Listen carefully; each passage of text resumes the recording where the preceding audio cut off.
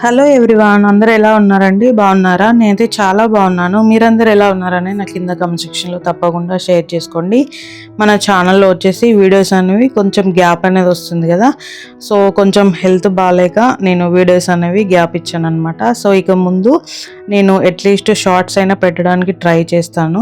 So వీడియోస్ని miss అవ్వకుండా అయితే చూడండి. ప్రతిరోజు మీరు సపోర్ట్ చేసి కమెంట్ చేసి లైక్ చేసి షేర్ చేసి సబ్స్క్రైబ్ చేసుకుంటే నాకు కొంచెం మోటివేషనల్గా అనిపిస్తుంది అనమాట. సో నేను ఇంకొన్ని వీడియోస్ అనేవి మీకు రెగ్యులర్గా పెట్టడానికి ట్రై చేస్తాను.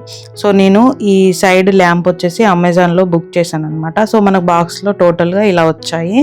సో మనకి ఇది ల్యాంప్ అనేది సెట్ చేయడం కూడా చాలా ఈజీ. మనకు ఈ 3 స్టెప్స్ లాగా వచ్చాయి కదా, సో వీటి మధ్యలో చిన్న చిన్న బొమ్మలు లాంటివి అలా పెట్టినా కూడా డెకరేటివ్ పీసెస్ అనేవి పెడితే చాలా బాగుంటుంది అనమాట. సో ఇలాంటి స్టాండ్ మనం కార్నర్లో అలా ఫొటోస్ దిగినప్పుడు బ్యాక్గ్రౌండ్లో సైడ్కి మన పక్కన ఈ ల్యాంపు లైట్ అనేది మన మీద పడేలాగా సైడ్కి పెట్టుకుంటే మనకి చాలా బాగుంటుంది అనమాట, ఫొటోస్కి కానీ వీడియోస్కి కానీ.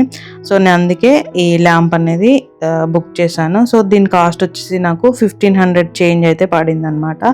సో నేను ఇది తీసుకుని కూడా ఆల్మోస్ట్ 20 డేస్ అవుతుంది. సో కాకపోతే నాకు వీడియోస్ పెట్టడానికి కొంచెం గ్యాప్ వచ్చి నేను ఇప్పుడు మీతో అయితే షేర్ చేసుకుంటున్నాను. సో నాకు ఇది క్వాలిటీ కూడా చాలా బాగుందనమాట, అంటే డెలికేట్గా అలా ఏం లేదు. సో చాలా బాగుంది. సో దీనికి వచ్చిన ఈ లైట్ ఉంది కదా, సో దీని హోల్డర్ కూడా వచ్చేసి మనం నార్మల్ బల్బ్స్ ఎలా పెడతామో ఆ హోల్డరే వచ్చింది, డిఫరెంట్గా అయితే ఏం రాలేదు. అంటే ఫ్యూచర్లో మనకి ఈ బల్బ్ అనేది పోయినా కూడా అంటే ఈ హోల్డర్ వచ్చింది కదా, వేరే ఏ బల్బులు సెట్ చేసినా కూడా మనకి ఈ హోల్డర్కి సెట్ అవుతుంది అనమాట. సో నాకు అదొకటి చాలా బాగా అనిపించింది.